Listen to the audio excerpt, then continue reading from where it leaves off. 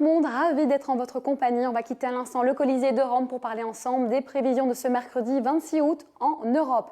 Très anticyclonique sur la plupart des pays, même estival à certains égards, 29 degrés à Paris, 26 à Vienne ou même 27 à Budapest. Mais évidemment, tout n'est pas parfait.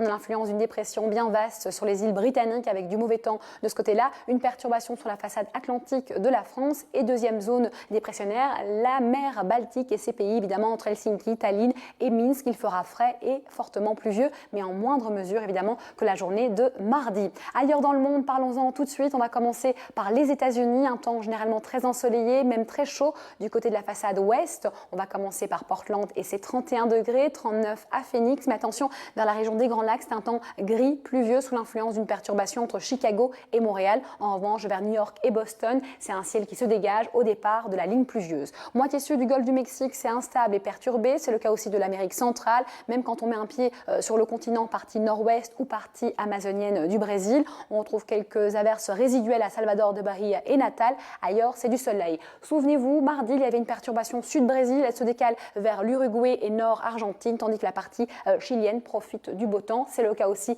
de la moitié sud du continent africain, avec surtout de la douceur, 28 degrés à Windhoek, malgré quelques averses, ou 25 à Luanda. Il fait chaud aussi sur l'Afrique de l'Ouest, avec seule alternative de la pluie et de la grisaille en termes de ciel. Chaleur à Nouakchott en Mauritanie, aussi forte chaleur à Tripoli, 37 degrés, mais c'est de saison. C'est le cas aussi, par exemple, de 46 degrés à Riyad, 47. C'est élevé, mais c'est normal pour eux.